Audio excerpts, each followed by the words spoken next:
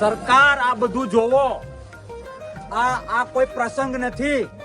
આ મારા ખેડૂતો પોતાનું કામ મૂકીને પેટ્રોલ અને ડીઝલની લાઈનમાં ઉભા છે અને હું કોઈ હાઈવે ઉપર નથી. ગીરમાં સરકારી અમરાપર ગામમાં છું. ત્યાંના પેટ્રોલ પંપમાં જો આ હાલત છે, ત્યાંના પેટ્રોલ પંપમાં આ હાલત છે, તમને બધું કામ મૂકીને અહીંયા આવવું પોસાય છે? આ ખેડૂતોનો અવાજ છે. ખેડૂતોએ ખોબલે ખોબલે તમને મત આપ્યા છે. તમારે ક્યાંક ને ક્યાંક જે હકીકત છે એ લોકોને જણાવી દેવું જોઈએ. અને આ માત્ર એટલા જ નથી. આવો કેટલા માનવ કલાકો બગડી રહ્યા છે તમારા ઉપર. આ લોકોને ભરોસો ઉડી ગયો છે. ભરોસો. દેશ અને લોકશાહી આ રીતે ન ચાલે. આવો તમને લાંબી લાઈન બતાવું. જવા દો, આ લોકોને લાઈન બતાવી આપણે. તમને પોસાય છે? આ તમને પોસાય છે? થોડાક સરકાર, થોડાક માણસ થાવ, થોડાક માણસ થાવ. એના કરતા ગોળી મારી દો, અમને ગોળી મારી દો.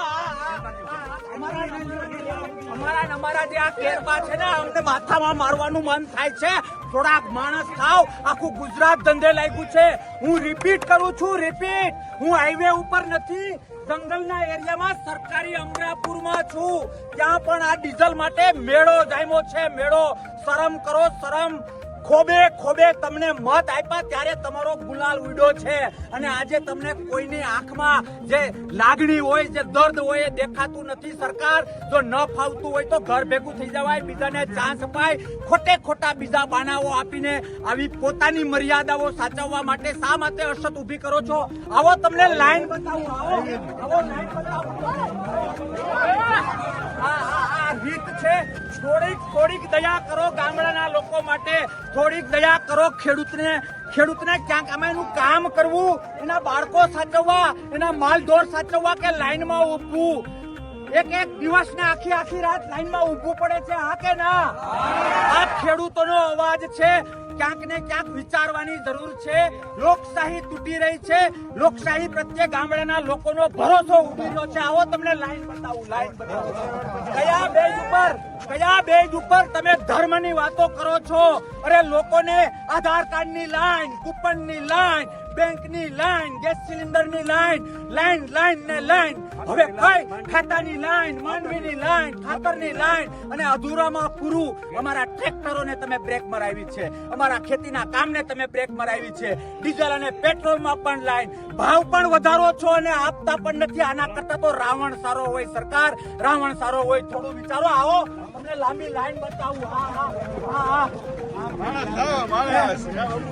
પૂછો આ લોકો. તમારે કઈ કેવું હોય તો કહો. અમારે આજે કેટલા દિવસથી અમે લાઈનમાં ઉભા છે, તો અમારે એક તો મોસમ હાલે છે. આ મોસમ બગાડીને અહીંયા આવો ભરતભાઈ, લાઈન બતાવો.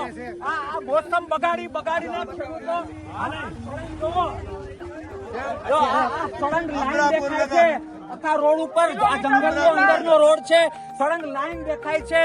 સરકાર, બે હાથ અને ત્રીજું માથું જોડીને વિનંતી કરું છું, કાં તો આ પરિસ્થિતિમાંથી બહાર લાવો અથવા તો જે વાસ્તવિકતા છે એ ગામડાઓને અને દેશને જણાવો. ગામડાના મારા ખેડૂતોને ગુમરાહ કરવાનો તમને કોઈ અધિકાર નથી. તમને કદાચ એવું હશે કે લોકોને ભૂલી જવાની આદત છે, પણ મારા શબ્દો યાદ રાખજો કે હવે હદ થઈ ગઈ છે. પાણી નાક ઉપર આવ્યું છે. આ જ લોકોએ તમને ત્યાં બેસાડ્યા છે, ને આ જ લોકો તમને ઘર ભેગા કરશે. એ મારા શબ્દો યાદ રાખજો. ભારત માતા કી જય! ભારત માતા કી જય!